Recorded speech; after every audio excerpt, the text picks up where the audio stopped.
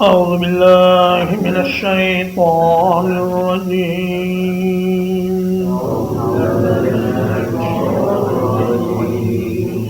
اتل ما أوحي إليك من الكتاب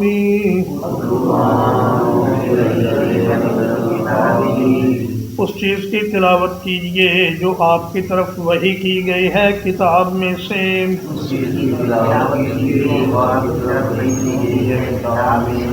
وَأَقِمِ الصَّلَاةَ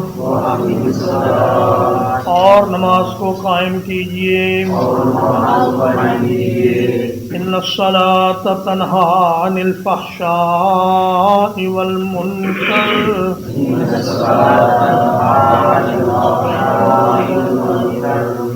بلا شبہ نماز روکتی ہے بے حیائی سے اور برائی سے.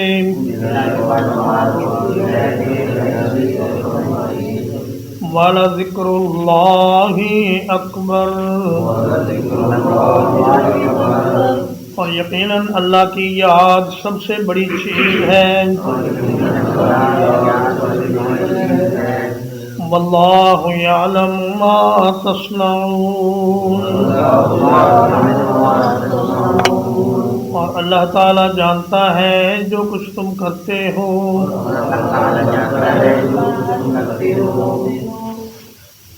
سورت کے شروع سے اب تک مسلمانوں کو گزشتہ اقوام کے حالات سنائے جا رہے تھے اور انہیں یہ بتایا جا رہا تھا کہ باطل کے مقابلے میں ڈٹ کر کھڑے ہونا یہی اصل دین ہے.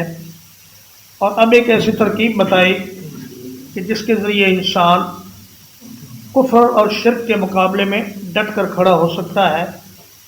اور وہ دو چیزیں ہیں، ایک تو قرآن مجید کی کثرت سے تلاوت اور دوسری نماز قائم کرنا. بہت سی آیات میں اللہ تعالیٰ نے فرمایا کہ میرا نبی دوسروں پر قرآن کی آیتیں تلاوت کرتا ہے، لیکن یہاں فرمایا کہ آپ خود تلاوت کریں، یعنی دوسروں کو بھی تلاوت کر کے سنانا چاہیے لیکن خود بھی قرآن مجید کی تلاوت کثرت سے کرنی چاہیے. اس سے بڑے فائدے ہوتے ہیں، انسان کے دل میں سکون اور اطمینان آتا ہے اور اللہ کے دین پر یقین اس کا پختہ ہو جاتا ہے اور مشکلات میں اللہ تبارک و تعالیٰ اس کی مدد کرتا ہے.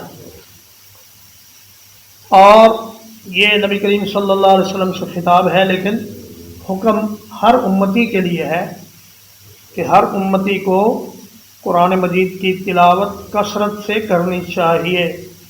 ہماری حالت اب یہ ہو گئی ہے کہ مہینہ مہینہ گزر جاتا ہے اور ہم قرآن مجید کو کھول کر نہیں دیکھتے، اور کبھی آدھا پارہ یا ایک پارہ پڑھنے کی نوبت نہیں آتی. تو کم از کم ایک پاؤ جو ہے نا قرآن مجید کا، چوتھا حصہ پارے کا، یہ باقاعدگی سے روزانہ پڑھنا چاہیے. اور نماز قائم کرو. فرمایا نماز کے قائم کرنے کا مطلب یہ ہے کہ نماز کو اس کے تمام آداب کے ساتھ، اس کے سنن اور فرائض اور مستحبات کے ساتھ، اس کے وقت پر مسجد میں حاضر ہو کر باجماعت ادا کرو. اگر مسجد میں آ کر آدمی نماز نہ پڑھے تو نماز قائم ہوتی ہی نہیں. یہ نہیں فرمایا کہ صلو، بلکہ فرمایا اقم الصلاۃ، نماز کو قائم کرو. ان الصلاۃ تنہیٰ عن الفحشاء والمنکر. فحشاء کا معنی ہر وہ کام جو حد سے گزرا ہوا ہو، بے حیائی کا کام، اور منکر ہر ایسا کام جس کو عقل تسلیم نہ کرے اور انسانی فطرت جس کا انکار کرے. تو فرمایا ہے کہ نماز میں یہ خاصیت ہے کہ وہ نماز پڑھنے والے کو بے حیائی سے اور برائی سے روکتی ہے. مگر ہم دیکھتے ہیں کہ لوگ نماز بھی پڑھتے ہیں اور بے حیائیاں بھی کرتے ہیں اور برائیوں کا ارتکاب بھی کرتے ہیں. تو اس کی کیا وجہ ہے؟ تو اہل علم فرماتے ہیں کہ اس کی دو وجوہات ہیں. ایک تو یہ کہ نماز میں ہمیں ہماری توجہ کسی اور طرف ہوتی ہے. اگر پوچھ لیا جائے کہ امام صاحب نے پہلی رکعت میں کون سی صورت پڑھی تھی تو کسی مقتدی کو کچھ پتہ نہیں ہوتا، اور دوسری رکعت میں کیا پڑھا تھا اس کا بھی کوئی پتہ نہیں، اور رکعات کتنی ہو گئی ہیں اور کتنی باقی ہیں اس کا بھی ہمیں پتہ نہیں ہوتا۔ اگر کبھی امام صاحب بھول جائیں تو مقتدی پہلے ہی بھولے ہوئے ہوتے ہیں، کوئی پیچھے لقمہ دینے والا نہیں ہوتا، تو نتیجہ یہ ہوتا ہے کہ سب کی نماز میں غلطی ہو جاتی ہے۔ تو فرمایا اگر پوری توجہ سے اور معانی پر توجہ مرکوز کر کے اور اللہ کو حاضر ناظر جان کر اگر انسان نماز پڑھے تو پھر نماز کے فوائد اس کو حاصل ہوتے ہیں۔ اور دوسرا مطلب یہ ہے کہ نماز برائی سے تو روکتی ہے لیکن یہ نماز رکتا نہیں۔ جیسے ایک نالائق لڑکا ہو جو برائیوں کا ارتکاب کرتا ہو تو لوگ اس کے والد کو کہتے ہیں جی آپ اس بچے کو روکتے کیوں نہیں؟ وہ کہتے ہیں میں روکتا تو بہت ہوں مگر یہ رکتا ہی نہیں۔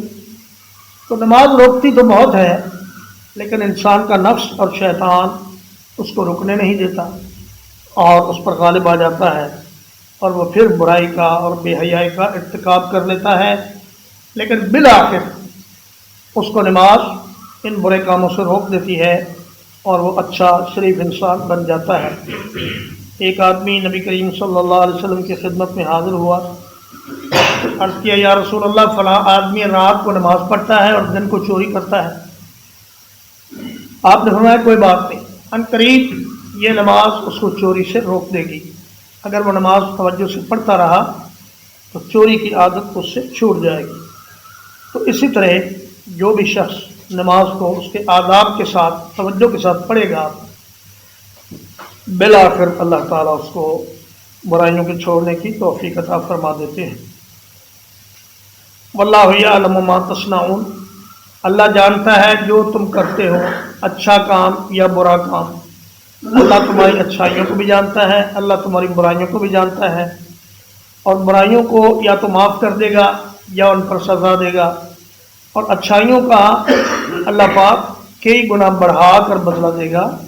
یہ اللہ کا فضل و کرم ہے۔ وَلَا تُجَادِلُوا أَهْلَ الْكِتَابِ، اور نہ جھگڑا کرو اہل کتاب کے ساتھ، إِلَّا بِالَّتِي هِيَ أَحْسَنُ، مگر اس طریقے سے جو بہت خوبصورت ہو، إِلَّا الَّذِينَ ظَلَمُوا مِنْهُمْ، سوائے ان لوگوں کے جنہوں نے ان میں سے ظلم کیا۔ وَقُولُوا آمَنَّا بِالَّذِي أُنزِلَ إِلَيْنَا، اور کہو ہم ایمان لائے اس چیز کے ساتھ جو ہماری طرف نازل کی گئی ہے، وَأُنزِلَ إِلَيْكُمْ، اور جو تمہاری طرف نازل کی گئی ہے، وَإِلَٰهُنَا وَإِلَٰهُكُمْ وَاحِدٌ، اور ہمارا معبود اور تمہارا معبود ایک ہی ہے، وَنَحْنُ لَهُ مُسْلِمُونَ، اور ہم اسی کے فرما بردار ہیں۔ فرمایا اہل کتاب میں سے اگر کوئی آدمی آپ کے ساتھ سنجیدگی سے بحث و تمہیز کرنا چاہے بات کو سمجھنے کے لیے تو اس کے ساتھ بحث کرو، اس کے ساتھ دلائل کا تبادلہ کرو، لیکن خوبصورت طریقے سے ایک دوسرے کا احترام ملحوظ رکھتے ہوئے اور ایک دوسرے کی عزت کو ملحوظ رکھتے ہوئے۔ ایسا نہ ہو کہ گالی گلوچ شروع ہو جائے، بد زبانی شروع ہو جائے اور ایک دوسرے کی توہین شروع ہو جائے۔ اگر کبھی مناظرہ کرنا پڑے یا کسی شخص سے کسی دینی مسئلے پر بحث کرنی پڑے تو اس کا طریقہ یہ ہے کہ خوبصورت انداز میں اس سے بات کی جائے، پرسنل اٹیک نہ کیا جائے اور بری بات نہ کی جائے جو چبھنے والی بات ہے۔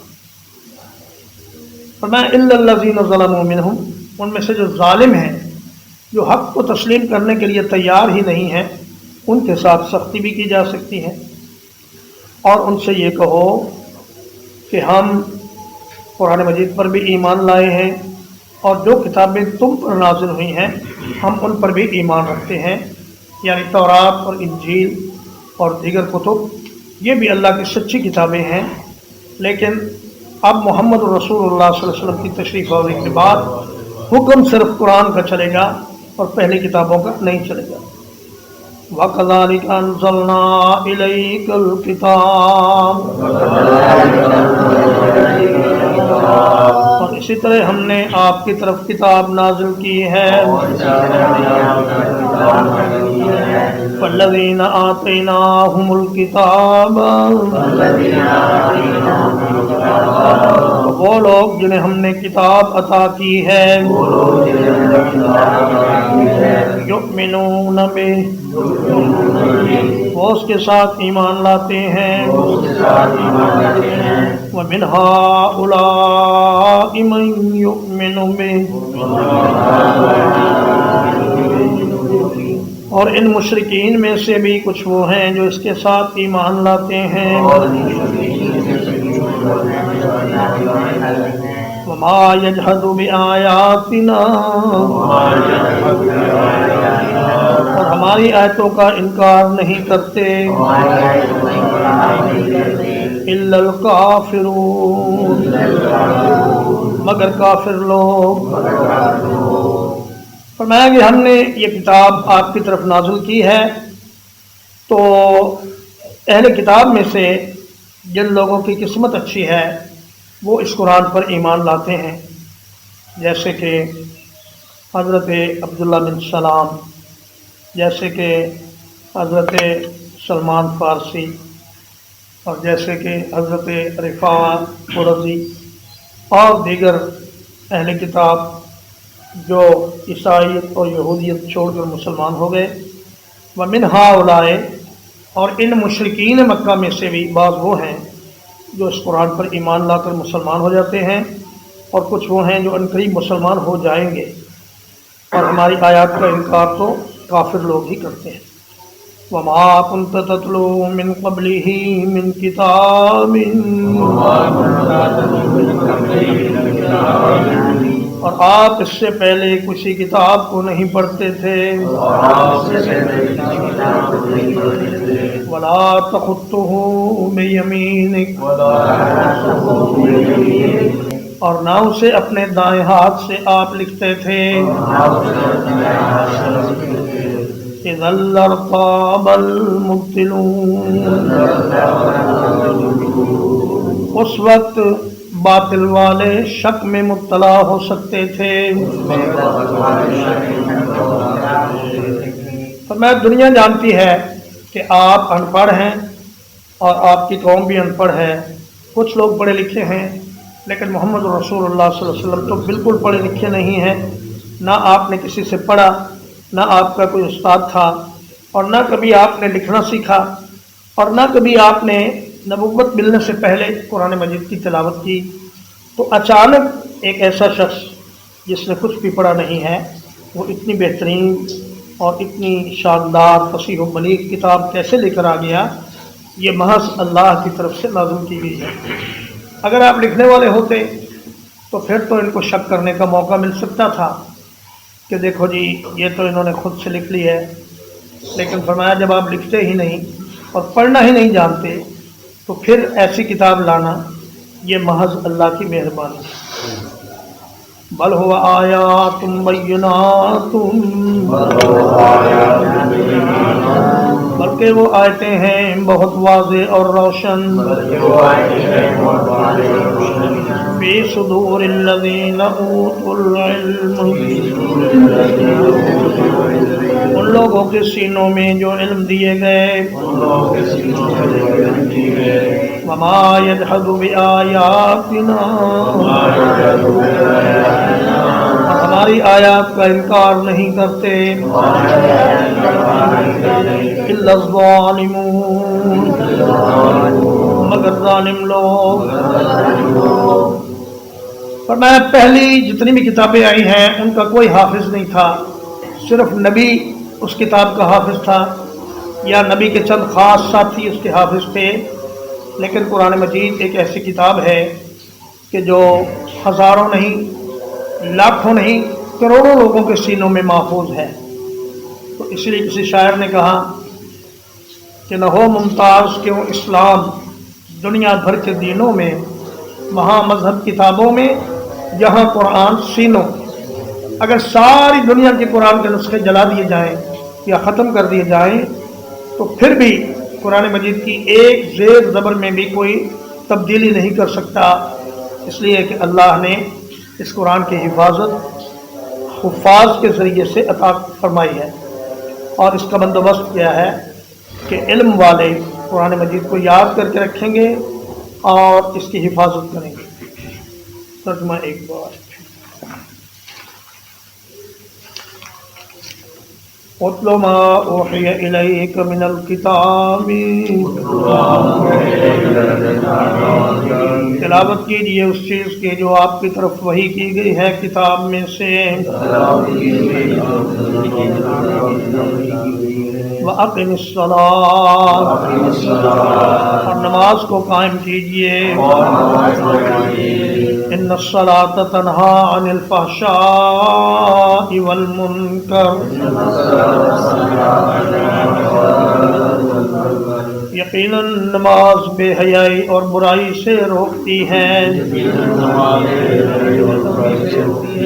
وَلَذِكْرُ اللَّهِ أَكْبَرُ، اور یقیناً اللہ کا ذکر سب سے بڑی چیز ہے، وَاللَّهُ يَعْلَمُ مَا تَصْنَعُونَ، اور اللہ تعالیٰ جانتا ہے جو کچھ تم کرتے ہو، وَلَا تُجَادِلُوا أَهْلَ الْكِتَابِ، اور اہل کتاب سے جھگڑا نہ کرو، إِلَّا بِالَّتِي هِيَ أَحْسَنُ، مگر ایسے طریقے سے جو بہت خوبصورت ہو، إِلَّا الَّذِينَ ظَلَمُوا مِنْهُمْ، سوائے ان لوگوں کے جنہوں نے ان میں سے ظلم کیا، وَقُولُوا آمَنَّا بِالَّذِي أُنزِلَ إِلَيْنَا، اور کہو ہم ایمان لائے اس چیز کے ساتھ جو ہماری طرف نازل کی گئی ہے، وَأُنزِلَ إِلَيْكُمْ، اور جو تمہاری طرف اتاری گئی ہے، وَإِلَٰهُنَا وَإِلَٰهُكُمْ وَاحِدٌ، اور ہمارا معبود اور تمہارا معبود ایک ہی تو ہے، وَنَحْنُ لَهُ مُسْلِمُونَ، اور ہم اسی کے فرما بردار ہیں، وَكَذَلِكَ أَنزَلْنَا إِلَيْكَ الْكِتَابَ، اور اسی طرح ہم نے یہ کتاب آپ کی طرف نازل کی ہے، فَالَّذِينَ آتَيْنَاهُمُ الْكِتَابَ، تو وہ لوگ جنہیں ہم نے کتاب عطا کی ہے، یؤمنون بہ، اس قرآن کے ساتھ ایمان لاتے ہیں، ومن ہؤلاء، اور ان مشرکین میں سے بھی، من یؤمن بہ، بعض وہ ہیں جو اس کے ساتھ ایمان لاتے ہیں، وما یجحد بآیاتنا، اور ہماری آیتوں کا انکار نہیں کرتے، الا الکافرون، مگر کافر لوگ، وما كنت تتلو من قبله، اور آپ اس سے پہلے تلاوت نہیں کرتے تھے، من کتاب، کسی کتاب کی، ولا تخطه، ولا تخطه بیمینک، اور نہ اسے اپنے دائیں ہاتھ سے لکھتے تھے، اذا لارتاب المبطلون، اس وقت یقیناً باطل والے شک کر سکتے تھے، بل هو آیات بینات، بلکہ یہ بہت روشن آیات ہیں، فی صدور الذین اوتوا العلم، ان لوگوں کے سینوں میں جنہیں علم دیا گیا، وما یجحد بآیاتنا، اور ہماری آیات کا انکار نہیں کرتے، الا الظالمون، مگر ظالم لوگ۔ صلی اللہ علیہ نبینا محمد وآلہ وصحبہ اجمعین۔